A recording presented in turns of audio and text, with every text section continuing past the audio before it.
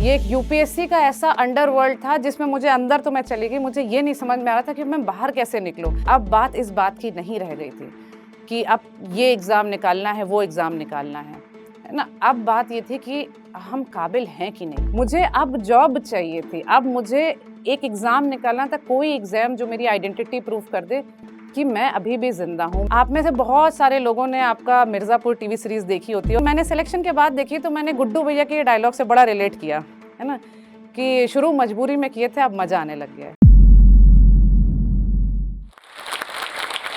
नमस्ते, मेरा नाम आरुषि मिश्रा है, मैं इंडियन फॉरेस्ट सर्विस में हूँ। आई cleared my UPSC Indian forest service examination of 2018 and I got selected in 2019। अब today I am here with you, मैं आपके सामने इसलिए आई हूँ क्योंकि एक बहुत लंबी जर्नी थी जो मैंने 2014 से 2020 तक जी थी। और अगर हम ये कहें तो कि 2014 से क्या जिया था, तो उस समय तो एग्ज़ाम देना स्टार्ट कर दिया था, लेकिन अगर मैं उससे पहले की बात करूँ तो उस आइडिया से रोमांटिसाइज़ करना स्टार्ट किया था। रोमांस आप सब लोग की लैंग्वेज में, पैरेलल्स में बहुत कॉमन होता है, बहुत समझ आता है ना, तो आशिकी यूपीएससी से भी हो जाती है, आशिकी उस आइडिया से भी हो जाती है जो कि मुझे हो गई थी। लेकिन उसकी बैक स्टोरी क्या थी वो बात करते हैं। मैं रायबरेली से हूँ, उत्तर प्रदेश में रायबरेली एक डिस्ट्रिक्ट है, वहाँ से हूँ, मेरी स्कूलिंग वहीं से हुई। और उसके बाद मैंने 10th के बाद आईआईटी की प्रिपरेशन स्टार्ट करी। एक जनरल ट्रेंड था कि आईआईटी की प्रिपरेशन करने का उस समय, तो मैंने स्टार्ट करी। और ऐसा हुआ कि आईआईटी की प्रिपरेशन करने हर बच्चा अपने ज़िले का शेर होता है। जब आप रहते हैं, आप बहुत बड़े टॉपर होते हैं, अपने डिस्ट्रिक्ट के टॉपर होते हैं, अपने ज़ोन के टॉपर्स होते हैं। बट आप जब आईआईटी जाते हैं, तो वहाँ पे उस आईआईटी के पहले जब आप कोटा जाते हैं, मैं कोटा गई और वहाँ पे जो कॉम्पिटिशन था, जिस बच्चे के 100 आउट ऑफ 100 मैथ्स में आ रहे थे, बोर्ड्स में ऐसे नंबर आ रहे थे और वो बच्चा सीधे 0 आउट ऑफ 100 लेके आने लगा मैथ्स में। फिर उसके केमिस्ट्री में उसके बहुत अच्छे नंबर आ रहे थे, फिर कम आने लगे। तो अब ऑप्शन 2 होते हैं। यहाँ पे अगर आपने जेईई के बच्चों को देखा है, बहुत सारे एक्सट्रीम स्टेप्स ले लेते हैं बच्चे, ऐसी सिचुएशंस आती हैं। लेकिन उस समय अब मैं ये नहीं कहूँगी कि उस समय मुझे बहुत समझदारी थी, बस इतना पता था कि घर वापस नहीं जाना है और पढ़ाई करनी है। तो मैंने पढ़ाई करी और उसके बाद मैंने साल दर साल कोशिश करी इम्प्रूव करने की। फर्स्ट अटेम्प्ट में मेरा नहीं हुआ था, तब मेरा एक्सटेंडेड लिस्ट में नाम था। Gradually I got selected into IIT Roorkee and with 3267 rank, और उसके बाद मैंने वहाँ से ग्रेजुएशन करी।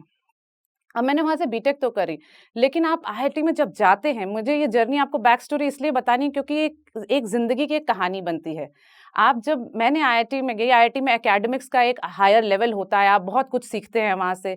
एक्स्ट्रा करिकुलर्स की एक ऐसी दुनिया होती है जो आप हमेशा एक्सपेक्ट करते हैं, बट आपको वो मिली नहीं होती है। तो आप वो देख रहे होते हैं, आप खुश हो रहे होते हैं। एक और चीज़ आपको आईआईटी से मिलती है, बहुत ही अच्छी चीज़ होती है, वो कि आपके ऊपर प्याज़ देखा है ना? प्याज़ के ऊपर एक लेयर्स होती हैं, लेयर्स पे लेयर्स, लेयर्स और लेयर्स, एक के बाद एक लेयर्स सोसाइटी आपके ऊपर चढ़ाती जाती है, आप अपने ऊपर चढ़ाते जाते हैं। कहीं न कहीं आप कोई भी एजुकेशनल इंस्टीट्यूट में हो, जो कि किसी भी फ़ील्ड का हो, वो चाहे इंजीनियरिंग का हो, चाहे मेडिकल का हो, चाहे कॉमर्स का हो, अगर वो देश में इम्पोर्टेंट इंस्टीट्यूट होता है, तो आपके अंदर एक लेयर चढ़ जाती है कि आप तेज़ हैं। एक ब्रांड लग जाता है, एक टैग लग जाता है कि आप तेज़ हैं। तो आप तेज़ हैं, तो फिर क्या?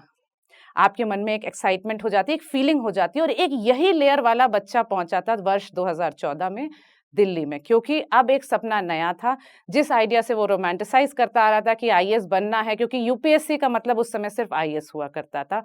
हमारी समझ भी वहीं तक होती है, हर बच्चा आईएएस बनने आता है, वही समझ के साथ आता है। तो अब आईआईटी तो कर लिया था, इतनी सारी चीज़ें वो आपको जो आपने देख ली थी, एक लाइफ़, आपको एक अच्छी जॉब प्लेसमेंट हो गया था आपका, और एक लेयरिंग आपके दिमाग में हो गई थी कि आप क्या थे।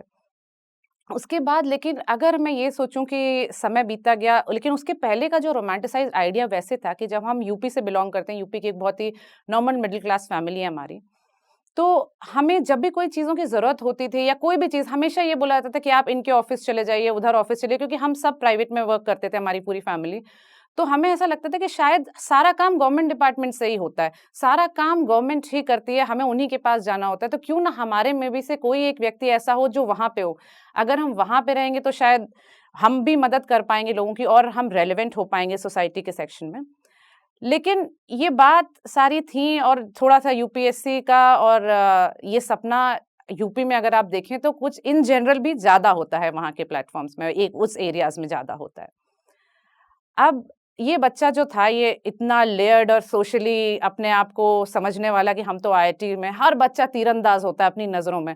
अब वो तीरंदाज बच्चा आ गया दिल्ली में। अब दिल्ली में आ गया, एक अच्छा-सा फ्लैट ले लिया और वो फ्लैट काफ़ी कॉस्टली भी होते हैं दिल्ली में, लेकिन अपने मन में क्या था कि हम तो बस आए हैं ना, बस यूँ ही तो आए हैं और यूँ ही तो जाना है, कोई इतना समय थोड़ी लगने वाला है अपने को। अपने को तो 1 साल में आईएएस बन के जाना है, बस कुछ नहीं, know if and but. Coaching भी जॉइन कर ली एक, उसमें अब एक माइंडसेट हो गया कि हम जो कोचिंग में पढ़ाया जा रहा है, हम सिर्फ वही पढ़ेंगे और उसी से हम एग्ज़ाम देंगे और हमारा हो जाएगा। दूसरी चीज़, कहीं से भी सुन लिया कि 2 न्यूज़पेपर पढ़ लो, हो जाएगा, तो वो हो जाएगा। फिर कुछ अपनी स्ट्रैटेजी बनाई, अपने ही घर में, एक अपने ही क्यूब में, अपने कमरे में सोच के अपनी पढ़ाई कर ली। इंटरनेट से मनाही की बात थी, तो इंटरनेट भी बंद कर दिया, सोशल मीडिया की तो बात ही छोड़ दें। तो ये सारी चीज़ें तो बंद हो गई। इसमें एग्ज़ाम दिया और इस एग्ज़ाम में जब प्रीलिम्स का रिज़ल्ट आया, पहली बार जब प्रीलिम्स दिया, रिज़ल्ट था negative. And I appreciate that, it should have been negative, क्योंकि जब आपने एग्जाम को इतनी रिस्पेक्ट दी ही नहीं थी, आपने उसके बारे में रिसर्च करी नहीं थी, आप बिना आर&डी करे चले गए, आपको लगा कि आप बहुत बड़े तीरंदाज हैं और आप ऐसे ही चले गए। ये कितनी बड़ी मूर्खता है। बहुत सारे बच्चे होते हैं जो ऐसी सिचुएशन में आते हैं और मैं अपने आप को उसका एक बहुत इंपॉर्टेंट एग्जाम्पल मानती हूँ, क्योंकि मैंने अपने आप में ऐसा महसूस किया था। फिर उसके बाद क्या हुआ, सेकंड अटेम्प्ट आया। सेकंड अटेम्प्ट में मेरी इंसान की अब ईगो कितनी हाई थी, जिसको वो लेयर्स जो थी ना आपके दिमाग की, वो खुलने लगी थी। अभी मैं लेयर्स का एग्जांपल आपको बार-बार इसलिए बता रही हूँ, क्योंकि ये जो परतें आप अपने ऊपर आउटर वर्ल्ड की चढ़ाते हैं कि मैं ये हूँ, मैं वो हूँ, मैं ऐसा हूँ, मैं वैसा हूँ, वो धीरे-धीरे ओपन होती है इस यूपीएससी की जर्नी में, आप महसूस कर पाते हैं।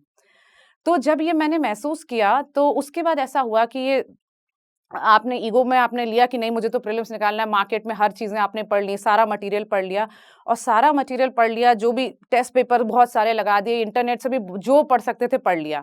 ये सब करने के बाद क्या हुआ कि मेरा प्रीलिम्स हो गया और सिर्फ हुआ ही नहीं, मैंने एग्ज़ाम को कुछ इतनी ज़्यादा रिस्पेक्ट दे दी थी, इतनी ज़्यादा रिस्पेक्ट दे दी थी कि 149.6 मार्क्स आ गए। Out of 200। अब इतने नंबर का भी क्या करोगे, है ना? अपने को तो बस प्रीलिम्स निकालना था। अब इतने नंबर का तो हम कुछ कर नहीं सकते, लेकिन खुशी तो उस समय खत्म हो गई जब आपको ये रियलाइज़ हुआ कि हम जो देख रहे थे, हम सिर्फ प्रीलिम्स देख रहे थे, आगे का हमने दुनिया नहीं देखी। हमने ये सोचा कि हमारा ऑप्शनल क्या होगा, हमने ये सोचा कि हमने कोचिंग करी कि नहीं, हमने या सेल्फ स्टडी करी कि नहीं, कुछ नहीं, आप हवा में थे। तो तैयारी हमारी वहीं पे अधूरी रह गई। फिर कोशिश भी करी, लेकिन अगर वेल रिसर्च नहीं होता आपका चीज़ें, तो आपका होना नामुमकिन है। वो नहीं हुआ तो कोई बात नहीं। अब लेकिन ये एक ऐसा पॉइंट था कि लगने लगा था शायद हो जाएगा। आप में से बहुत सारे लोगों ने आपका मिर्ज़ापुर टीवी सीरीज़ देखी होती है और जिन्होंने नहीं देखी, अगर प्रिपरेशन कर रहे हैं बिल्कुल मत देखिएगा, क्योंकि पढ़ाई का समय है, ये सब मत करिए। लेकिन मैंने सिलेक्शन के बाद देखी तो मैंने गुड्डू भैया के डायलॉग से बड़ा रिलेट किया, है ना? कि शुरू मजबूरी में किए थे, अब मज़ा आने लग गया है। अब एक्चुअल में मज़ा आने लग गया था, क्योंकि धीरे-धीरे ना आपकी बेइज़्ज़ती होने लग गई थी, आपकी ईगो नीचे जाने लग गई थी। बहुत ज़रूरी होता है। अगर आप सिविल सर्वेंट बनना चाहते हैं, तो आप ये अपने मन में अहंकार या सोच नहीं रख सकते कि आप बेहतर हैं या आप कुछ और कर सकते हैं। आप बेहतर अगर एक ही मामले में हो सकते हैं, वो आप लोगों की मदद करने के लिए, और उसमें भी आपको बहुत लोगों से सीखने का मौका मिलता है। उसके बाद आया हमारा third attempt. Third attempt was back in 2017। अब थर्ड अटेम्प्ट में थे तो प्रीलिम्स तो की तैयारी हो गई थी, अब उसका अंदाज़ा भी हो गया था, वो कर लिया। मेंस के लिए पिछले साल ही सोशियोलॉजी ऑप्शनल चूज़ कर लिया था, उसकी तैयारी भी कर ली थी। अब उसकी दुनिया भर के जो भी आप आंसर राइटिंग सीख सकते हैं, वो सब भी कर ली। उसमें बहुत सारी आर&डी कर ली, बहुत सारी स्ट्रैटेजी समझने की कोशिश कर ली और कर लिया। इसमें मैंने सारे नोट्स बनाए, सारी एक स्ट्रैटेजी की एक अलग बात कभी कर सकते हैं, लेकिन वो मैंने बनाया और वो सारी चीज़ें करी। और इस बार तो था कि बस हो जाएगा। रिज़ल्ट आया और फिर नहीं हुआ मेंस। अब ये पॉइंट था कि अपने को जीवन में ना वो महसूस हो गया था कि ये तो चक्रव्यूह वाली बात हो गई। ये एक यूपीएससी का ऐसा अंडरवर्ल्ड था जिसमें मुझे अंदर तो मैं चली गई, मुझे ये नहीं समझ में आ रहा था कि मैं बाहर कैसे निकलूँ? अब मैं बाहर निकलूँ कैसे? मैं जाऊँ तो कहाँ जाऊँ? मेरे पास अगर मैं दोस्तों की बात करूँ तो दोस्त बहुत अच्छे होते हैं, लेकिन अगर दोस्त भी अपनी लाइफ़ में बिज़ी होते हैं। आप अपने रूम में खाली बैठ के ये सोच रहे हैं कि अच्छा उसने मुझसे बात इसलिए नहीं करी क्योंकि मैं लूज़र हूँ। आपके माइंडसेट्स पे सब होता है। आपके पास कोई बात करने को टाइम ही, आपके पास ना कोई कंटेंट है, ना आप किसी से मिलने जा पाते हैं। रिश्तेदारों से आप दूर भागते हैं, फैमिली शादियों में आप जाते नहीं। क्योंकि बड़े तीरंदाज बना करते थे ना, बहुत बड़े तीरंदाज थे, वो सारी परतें खुल रही थी, वो एहसास हो रहा था। हर दिन वो आप एहसास करते थे कि यही पेरेंट्स जो आपके आज आप पे प्राउड फ़ील करते थे, आज शायद आप उन्हीं को निराश कर रहे हैं। इस यूपीएससी के अंडरवर्ल्ड में आने के बाद ऐसा हुआ, ये पूरी सिचुएशन चल रही थी और यहाँ पे हमारा छोटा भाई, जो कि मेरा छोटा भाई जो कि मुझसे मोटिवेशन लिया करता था, वो भी अपनी ग्रेजुएशन करके 1 साल जॉब करके दिल्ली आ गया, जिसको मैंने ये बोला था कि बस तुम आओगे ना तब तक तो मेरा सब तैयार है ही, सारा सॉल्यूशन सब रहेगा, मैं तुम्हें बता दूंगी, तुम निकाल लोगे। यहाँ अपने ही पते नहीं थे, यहाँ पे तो अपने को पता था प्रीलिम्स देना, मेंस देना, फिर प्रीलिम्स देना, मतलब आगे तो अपना होता ही नहीं है। तो ये कहानी चलती रही और इस समय ऐसा मोमेंट आया जब मैंने ये रियलाइज़ किया कि सिर्फ़ और सिर्फ़ आईएएस नहीं है यूपीएससी क्योंकि हम एक फैंटेसी वर्ल्ड से आए होते हैं, तब जाके ये दिखना शुरू हुआ कि और सर्विसेज़ भी हैं और वो इक्वली महत्वपूर्ण सर्विसेज़ हैं, आपको उसमें कंट्रीब्यूट कर सकते हैं, आप उसमें भी एग्ज़ाम की तैयारी कर सकते हैं। तो जितनी भी सर्विसेज़ थी जो कि ओवरलैप करती थी हमारे सिलेबस से, क्योंकि UPSC obviously as an exam overlaps with many of the services, तो सारी यूपीएससी की सर्विसेज मैंने देना स्टार्ट किया। सारी स्टेट सर्विसेज जो कि हिंदी बेल्ट की थी उनको मैंने देना स्टार्ट कर दिया, B it UP PCS, B it MP PCS, B it Rajasthan PCS, वो भी देना स्टार्ट करा मैंने। फिर उसके बाद एम्प्लॉयमेंट न्यूज़ डेली पढ़ना, उस समय आइडेंटिटी क्राइसिस एक अलग लेवल पे पहुँच चुकी है। ये वो समय है जो वही बच्चा आया था कि 1 साल में निकालना है, ये कमरा तो मैं 1 साल में छोड़ दूँगी, जिसको अब 4 साल होने को आ गए हैं उस कमरे में। उसका रेंट हर साल 10% से बढ़ रहा है और आपके मन में अपनी जो भी सेल्फ इमेज है वो जा चुकी है ज़मीन पे। तो अब ये सारी ऐसी स्थितियाँ थी, उसके बाद कोई बात नहीं और समय ऐसे बीतता गया और फिर से अपनी तैयारी स्टार्ट करी कि अब चलो ये नहीं हो रहा, कोई बात नहीं, भाई भी आ गया, सारी बेइज़्ज़ती हो गई, अब वापस से तैयारी करते हैं। Came the 4th attempt, that was in 2018। इसके पहले मेरा फॉरेस्ट सर्विस के भी एग्ज़ाम्स निकल रहे थे, मेरे आरबीआई के, बैंक पीओ के, इनके भी एग्ज़ाम्स निकल रहे थे, लेकिन वो कोई भी फाइनल अटेम्प्ट तक नहीं जा रहा था। फॉरेस्ट सर्विस का भी मैंने सिर्फ़ प्रीलिम्स दे पाती थी, कभी मेंस नहीं दे पाई क्योंकि उनका उनका जो मेंस होता था, वो हमेशा यूपीएससी के सिविल सर्विसेज़ और के प्री और मेंस के बीच में होता था। तो उस समय तो मैं सोच भी नहीं सकती जिस व्यक्ति की मैं 2 नए ऑप्शनल प्रिपेयर करूँगी और वो एग्ज़ाम बीच में दूँगी, दैट वाज़ इम्पॉसिबल। अब ये सारे एग्ज़ाम्स तो चल ही रहे थे। सारे एम्प्लॉयमेंट न्यूज़ के जितने भी एग्ज़ाम हो जिसमें एलिजिबिलिटी ग्रेजुएशन की हो और उसमें मेरा फ़ॉर्म नहीं गया हो, उन सालों में मजाल ही नहीं है कि कोई ऐसा फ़ॉर्म हो। रात में बैठ के मैं सिर्फ़ फ़ॉर्म सर्च करती रहती थी कि कोई फ़ॉर्म मिल जाए, कोई फ़ॉर्म मिल जाए, क्योंकि अब बात इस बात की नहीं रह गई थी कि अब ये एग्ज़ाम निकालना है, वो एग्ज़ाम निकालना है ना? अब बात ये थी कि हम काबिल हैं कि नहीं? घर जाने की हिम्मत वापस इसलिए नहीं होती थी क्योंकि घर में 2 माता-पिता जो हमारे इतने सीधे-सीधे, वो कुछ बोलते नहीं थे, बस नहीं बेटा कर लोगे, नहीं बच्चा कर लोगे, ये कैसे कर लोगे? मुझे पता था कि मुझसे तो होता ही नहीं है। घर जाने की हिम्मत इतनी खत्म हो गई थी कि होली और दिवाली जाने का भी मन नहीं करता था, क्योंकि अगर शायद नज़रों में देखूँ तो मैं देख नहीं पाऊँगी। फिर आता है 4th अटेम्प्ट में इस बार ये 2018 की बात है, मैंने यूपीएससी का प्रीलिम्स दिया। मैंने उसके मेंस को बहुत इम्प्रोवाइज़ करके दिया। इस बार तो मतलब सारी चीज़ के सारे कंसाइज़ शॉर्ट नोट्स बन गए थे, सब कुछ बन गया था, सब कुछ रिवाइज़ हो गया था, री-रिवाइज़ कौन-सी चीज़ बची थी मार्केट में जिसको मैंने पढ़ा और रिवाइज़ ना किया हो। जिनके मैंने टेस्ट नहीं, 60 टेस्ट पेपर लिख डाले कि बहुत ही ज़्यादा काम कर दिया इस बार तो, क्योंकि हर बार आपको लग रहा था मैं यहाँ कम हूँ, मैं वहाँ कम हूँ, मेरी इंक्रीमेंटल चेंजेज़ में थोड़ा और मेहनत करेंगे, थोड़ा और मेहनत करेंगे, थोड़ा और मेहनत करेंगे। अब हार्ड वर्क ही चल रहा था, स्मार्ट वर्क कितना होगा वो आगे बात करेंगे। तो ये इतना हार्ड वर्क चल रहा था और उसके बाद क्या हुआ कि फिर से मैंने मेंस दिया, मेंस इसका दिया। इस बार ये पहली बार था कि फॉरेस्ट सर्विस का मेंस सिविल सर्विसेज के मेंस के जस्ट 2 महीने बाद का मौका मिला मुझे। ये पहली बार था फॉरेस्ट सर्विस की हिस्ट्री में भी कि उन्होंने ऐसा किया था। तो मेरे पास 2 महीने का समय था, 2 महीने का समय जिसमें 2 नए ऑप्शनल थे, फॉरेस्ट्री और जियोलॉजी। शायद बहुत सारे लोग आते हैं, बताते हैं कि 7 घंटे पढ़ा, 8 घंटे पढ़ा, हो गया। मैंने कोई भी दिन ऐसा नहीं होगा जिसमें मैंने 18 घंटे से कम पढ़ा हो उन 2 महीनों में।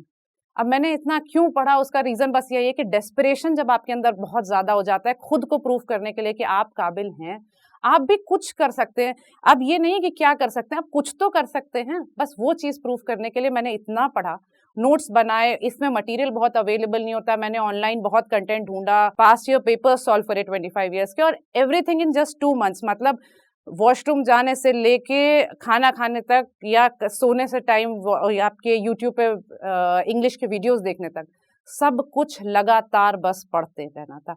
मुझे याद भी नहीं कि कोई ऐसा समय होगा जब मेरे हाथों में चीज़ें नहीं लिखी होती थी, पैरों में चीज़ें नहीं लिखी होती थी, क्योंकि मुझे अब जॉब चाहिए थी। अब मुझे एक एग्ज़ाम निकालना था, कोई एग्ज़ाम जो मेरी आइडेंटिटी प्रूव कर दे कि मैं अभी भी ज़िंदा हूँ, मैं अभी भी हूँ। मैं वो नहीं हूँ कि जो सोच के आया था कि बस यूँ आए और यूँ चले गए। यूं तो आ गए थे, अंडरवर्ल्ड में एंट्री हो गई थी, हम उतने बड़े काबिल अंडर कवर एजेंट नहीं थे कि आते और निकल जाते, हमें यहाँ पे समय लग गया, हम इसी दुनिया में फंस गए। अब सिविल्स का मेंस का रिजल्ट आता है, जो कि उम्मीद, अब मुझे इतनी ओवर कॉन्फिडेंस है कि इस बार तो सब कर दिया है, कोचिंग वाले तक मेरे नोट्स और सोल्यूशंस पढ़ के कह रहे हैं वाह बेटा क्या लिख दिया आपने, आप बहुत तेज फील कर रहे हैं, आप अपने भाई के यहाँ पूरी फुल इज्जत के साथ नीचे जलेबी खरीद के जाते हैं कि अब रिजल्ट देखो। आधा 15-20 मिनट या आधा घंटा बीत चुका था रिजल्ट आए, और उसने रिजल्ट देखा, रोल नंबर नहीं था, उसने पूछा कि तुम दूसरी बार लिस्ट भेजो मुझे, मैंने वही भेजी। उसने कहा शायद गलत हो गया, क्योंकि उसकी भी हिम्मत नहीं हुई मुझे ये बताने की कि तुम्हारा फिर से नहीं हुआ। मेरी भी हिम्मत नहीं हुई आगे बोलने की, मैं बस सीढ़ियों से उसके घर से नीचे उतरी और फिर अपने घर की तरफ गई, और फिर मैंने आगे कुछ भी नहीं किया। शायद उन कुछ दिनों में मैंने कुछ भी नहीं किया। ये एक ऐसा पॉइंट था कि अब नहीं करते, मुझे अब करना ही नहीं है, मुझसे अब हो ही नहीं सकता। अब आया समय दिसंबर 2018 का, अपने को वैसे भी तब तक में अपना सिविल्स का रिजल्ट आ ही चुका है, हमारा वैसे भी सिलेक्शन नहीं हुआ है, हम वैसे भी बहुत ज़्यादा श्योर है कि ना हुआ है, ना होना है, ना आगे कभी होगा, तो आगे देने की भी बात नहीं है। लेकिन वो जो शुरुआत हुई थी कि मज़ा तो आ ही रहा था पेपर देने में, तो देंगे तो है ही, भले ही सिर्फ प्रीलिम्स ही देना, अपने अपने लिमिट में ही प्रीलिम्स देना। हम तो मजाक भी करते थे कि अब तो मैं यूपीएससी के मेंस के पेपर में ड्राइंग बना के आ जाऊं तो भी कोई फर्क नहीं पड़ता, क्योंकि होना तो कैसे भी नहीं है, चाहे कुछ भी कर लें। सब तरीके कर लिए थे। और उसके बाद फिर लेकिन दिसंबर 2018 उसी साल जब फॉरेस्ट सर्विस का मेंस का रिजल्ट आया, तो मैंने पूरे एक दिन तक देखा ही नहीं। लोग मुझे कॉल करते रहे कि रिजल्ट आया, रोल नंबर बता दो, देख लो। मैंने कहा ये तो कोई बात ही नहीं, जब होना ही नहीं इसमें देखना क्यों है, मतलब क्यों मैं उस ट्रॉमा से बार बार गुजरूं, क्यों मैं ये जानकारी ही करूं कि मैं सिर्फ गोला भरने के लिए सही थी, मैं जो भी लिखती हूँ वो तो रिजेक्ट होना ही है, पता नहीं क्या लिख देती हूँ, है ना, वो रिजेक्ट होना ही है। और कोचिंग वाले उसी को बहुत अप्रूव कर रहे हैं कि वाह आपने तो एक्सीलेंट लिख दिया है, तो मान लिया था। लेकिन ये फाइनली जब हुआ मेरे अंदर वापस से एक कॉन्फिडेंस तो नहीं कह सकती मैं, लेकिन एक हिम्मत आई to gather myself up कि अब तैयारी करते हैं। वापस से तैयारी करी, और इंटरव्यू मेरा 22 दिन के अंदर ही था। मैंने इंटरव्यू दिया और फरवरी 2019 में मेरा फॉरेस्ट सर्विस में सिलेक्शन हो गया था। मुझे आज भी याद है कि जब मैं तो वापस से तैयारी कर रही थी, क्योंकि प्रीलिम्स की तो तैयारी करनी थी खुद को, अपने को आगे जाना ही कहाँ था किसी चीज़ में, तो प्रीलिम्स की तैयारी कर रही थी, 5th अटेम्प्ट की तैयारी कर रही थी, और उस समय रिजल्ट आता है, मेरी ऑल इंडिया रैंक 2 आ जाती। मैंने देखा, मैंने भरोसा ही नहीं हुआ मुझे। फिर उसके बाद मैंने रोल नंबर चेक किया, मैंने सारी चीज़ें चेक करी। उसके बाद I just collapsed on floor, ज़मीन को ऐसे छू के बस मैंने सिर्फ एक ही चीज़ बोली, मैंने कहा चलो, मन में ये ख्याल आया कि चलो कुछ तो काबिल है। मतलब इतने भी नाकारा नहीं थे जितना उस पूरे समय ने प्रूव कर दिया। लेकिन उस 5 साल के नाकारा प्रूव होने से एक जीवन में यही फ़ायदा हुआ कि आप समाज के लिए एक काबिल व्यक्ति बन पाएँगे। अगर आप अपने ही जीवन में ये सोचते रहेंगे कि आप ये हैं, आप वो हैं, तो आप कभी भी उस लेवल पे कंट्रीब्यूट कर ही नहीं सकते। तो जब फॉरेस्ट में सेकंड रैंक आ गई तो वो तो एक अच्छा मोमेंट था, लेकिन वो समय था जब शायद मेरी मेहनत रंग लाने लगी थी। उसी समय मेरे स्टेट में जब मैंने यूपी पीसीएस पहले दे रखा था 2017 का, उसका भी रिजल्ट आया, उसमें मेरा डीएसपी में सिलेक्शन हो गया। उसके बाद क्योंकि ट्रेडिंग में समय था, मैंने वापस से सिविल्स दिया। उस बार मेरा यूपीएससी में फाइनली मेंस भी हो गया, फाइनली सिविल सर्विसेज का मेंस भी हो गया, और उस बार मेरी रैंक 229 आई और मुझे इंडियन रेवेन्यू सर्विस अलॉट हुई। फिर उसके बाद ट्रेनिंग आ गई और मैंने ट्रेनिंग ज्वाइन कर ली।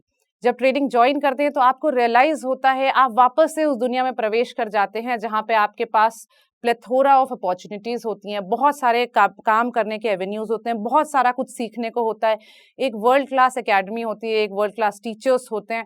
आप फिर से उस साइकिल में चले जाते हो कि आपको मजा आने लगता है, आपको अच्छा लगने लगता है, आपको लगने लगता है कि शायद एक ऐसी जगह मैं आ गई हूँ जहाँ पे अब मैं ये नहीं है कि मैं कुछ भी काबिल नहीं थी, अब मैं इतने काबिल तो हूँ कि मैं दूसरों की कुछ मदद कर सकूंगी, किसी भी डोमेन में कोई भी तरीके से कहीं ना कहीं भी मैं कोशिश कर सकूंगी। तो ये जो जर्नी थी ना, ये जर्नी उस इंसान की जर्नी थी, वो शायद हर ऐसे व्यक्ति की जर्नी होती है जो अपने आप को ये सोच रहा है कि हम ये हैं और ये कर लेंगे, से आप अपनी एक एक करके जो समाज और आप पे जो लेयर्स होती हैं, जो एक फेक आइडेंटिटी की लेयर्स होती हैं, आप उसको हटाते हैं और इस पूरे प्रोसेस में आप रीबिल्ड करते हैं खुद की आइडेंटिटी को, खुद को वैसा बनाते हैं जैसी ज़रूरत समाज को हमारी है, जैसी ज़रूरत हमें खुद की हमारी है, कि नहीं तो हम इस फेक दुनिया में नहीं जी सकते। आपको वैसा आप खुद को बनाते हैं, सारे वो एथिक्स की जो आप चीज़ें पढ़ते हैं ना, वो ज़िंदगी में एक्चुअल में रियलाइज़ कर जाते हैं। बहुत सारे आप में से ऐसे लोग होंगे जिनको अब निष्काम कर्मयोग का मतलब समझ आ गया होगा अपने जीवन में अटेम्प्ट देते-देते, मुझे भी आ गया था। Actually I never thought that I will be here, क्योंकि अपना तो सिलेक्शन वैसे भी नहीं हो रहा था और होना भी नहीं था। अपने ने यही मान रखा था। लेकिन ये जोश टॉक्स मैं इतना रेगुलरली देखती थी, और इनफैक्ट अभी भी बहुत बार on the dinner table I just, जरूरी नहीं कि मैं जोश टॉक्स यूपीएससी देखूं, इन जनरल जोश टॉक्स आप देखते हैं तो उसमें भी बहुत सारे लोगों ने बहुत फील्ड में बहुत अच्छा किया होता है। तो वो जो हमें एक जो मैं बात शेयर करना चाहती हूँ ना, जीत की कहानी ना, या जीत में आपको कैसे जीतना है या कैसे बिहेव करना है वो सब बता देते हैं, लेकिन जो हार के जीतने वाली कहानी होती है वो ऐसे ही प्लेटफॉर्म्स लाते हैं। और जोश टॉक्स एक ऐसा प्लेटफॉर्म है जिसमें आने का नो डाउट हर एक उस बच्चे का सपना होता है जो पढ़ाई करता है और देखता है। मेरा ये मानना है कि ऐसे डिजिटल प्लेटफॉर्म जो है, जैसे हमारा जोश टॉक्स है, ये प्लेटफॉर्म्स इसलिए इम्पोर्टेंट हैं क्योंकि ये पूरे इंडिया में, चाहे जहाँ पे किसी और चीज़ की कनेक्टिविटी हो ना हो, लेकिन वो लोगों को लास्ट एज तक ले के जाते हैं, लोगों से बात करते हैं, उनको समझाते हैं। इस माध्यम से इतने लोग कनेक्ट होते हैं कि लोगों को बहुत ज़्यादा हेल्प मिलती है। तो जो आदमी शायद सोच भी नहीं सकता था, देश के बहुत अगर कोने में हो या बहुत ऐसे बैकग्राउंड से हो जहाँ पे आपके मीन्स की कमी हो, वो भी अब मोटिवेट होता है और आगे बढ़ता है। तो डिजिटल प्लेटफॉर्म्स के लिए मेरे मन में बहुत ज़्यादा सिर्फ थैंकफुलनेस ही होगी। तो आप सारे ऐसे निष्काम कर्मयोग करते रहिए। और जहाँ तक ये बात आए कि कर्मयोग, तो गीता में भी लिखा है, यही कहा जाता है कि कर्मयोग ही आपका एक ही काम है। निष्काम कर्मयोग ये बात हो जाती है कि आप बिना फल की चिंता करे एक पॉइंट पे जब आप बहुत मेहनत करते हैं और रिजल्ट नहीं आता, आपका निष्काम हो ही जाता है। मेरा तो हो गया था, आपका भी हो जाएगा। इन्हीं सब बातों के साथ मैं आप सब हठ योगियों को जो इतनी मेहनत कर रहे हैं, सारे कर्म योगियों को जो इतनी मेहनत कर रहे हैं कोई भी फील्ड में, चाहे वो यूपीएससी हो चाहे वो कोई और फील्ड हो, उन सबको नमन। आप ऐसे ही मेहनत करते रहिए, कीप शाइनिंग। इसके आगे जोश टॉक यूपीएससी टीम की तरफ से आपके लिए एक मैसेज है, आप उसे प्लीज देखिएगा, जो शायद आपकी प्रिपरेशन में आपकी काफी मदद करेगा। Thank you. हेलो एस्पिरेंट्स, हम में से बहुतों का सपना है आईएएस ऑफिसर बनने का, लेकिन ये जर्नी बहुत महंगी है और इसीलिए बहुत एस्पिरेंट्स ने हमें रिक्वेस्ट किया कि क्या जोश एस्पिरेंट्स को हेल्प कर सकता है फाइनेंशियली उनकी इस जर्नी में। तो इसीलिए जोश टॉक्स ने कांटेक्ट किया इंग्लिश मीडियम के लिए एमके यादव सर को और हिंदी मीडियम के लिए निर्माण आईएएस के केडी सर को। आपने शायद नाम तो सुना ही होगा। एमके यादव सर और केडी सर दोनों ही यूपीएससी के बहुत ही फेमस टीचर्स हैं, जो दिल्ली में ऑफलाइन और ऑनलाइन दोनों पढ़ाते हैं। एमके यादव सर की एक बहुत ही फेमस स्टूडेंट है रितिका जिंदल मैम, जिन्होंने 2018 में AIR 88 हासिल किया। उन्होंने जोश टॉक्स भी दी हैं। उनके और बहुत से स्टूडेंट्स ने भी जोश टॉक्स दी हैं, जो कुछ ही टाइम में रिलीज होने वाली है। केडी सर के भी बहुत स्टूडेंट्स ने यूपीएससी में टॉप रैंक्स प्राप्त की हैं। कुछ ही समय में उन्हीं के स्टूडेंट्स की भी टॉक्स रिलीज होने वाली है। तो हमने एमके यादव सर और केडी सर को कांटेक्ट किया और रिक्वेस्ट किया कि जोश की फैमिली के लिए वो एक बहुत ही बड़ी स्कॉलरशिप दे पाए, क्योंकि अब 2024 में जो भी अटेम्प्ट देना चाहते हैं उनके लिए अब तैयारी शुरू करने का टाइम आ गया है। हमें बहुत ही खुशी है कि दोनों सर ने जोश की टीम को इसमें सपोर्ट करने के लिए हाँ बोल दिया है। जोश की फैमिली के लिए केडी सर और एमके यादव सर दोनों ही हमें स्कॉलरशिप प्रोवाइड करेंगे, यानी कि वो क्वालिटी की एजुकेशन जिसकी फीस लाखों में जाती है अब अफोर्डेबल हो पाएगी। ये हेल्प वैल्यूएबल है सबसे ज्यादा उन नए एस्पिरेंट्स के लिए जिन्हें फाउंडेशन कोर्स करना है, लेकिन लाखों की फीस वो अफोर्ड नहीं कर सकते। जोश फैमिली की ये स्कॉलरशिप पाने के लिए हम नीचे दिए गए गूगल फॉर्म को फिल कर सकते हैं। जब आपको कॉल आए तो प्लीज मेंशन करना मत भूलना कि आप जोश फैमिली के पार्ट हैं, ताकि आपको स्कॉलरशिप मिल पाए। जोश टॉक्स को बहुत गर्व है कि अब एस्पिरेंट्स को जोश सिर्फ कहानियों से नहीं बल्कि असलियत में फाइनेंशियली सपोर्ट कर पा रहा है। जोश टॉक्स का सपना कभी भी सिर्फ जोश टॉक्स बनाना नहीं था। जोश का मानना है कि हम सब में एक काबिलियत है अपनी जिंदगी में कुछ बड़ा हासिल करने की, मगर कुछ परिस्थितियों की वजह से हमारा वो अंदर का टैलेंट बाहर नहीं आ पाता। लेकिन अब कम से कम हमारी फाइनेंशियल स्थिति हमें अपने आईएएस बनने के सपने से रोक नहीं सकती। जोश टॉक्स एक बड़े भाई या बहन की तरह हर वक्त हम सबको जिंदगी में आगे लेके जाने के लिए प्रयास में लगा रहता है। आप जाके बस अपना 100% दीजिए, एक भी दिन जाया मत होने दीजिए, बाकी जोश संभाल लेगा। जय हिंद।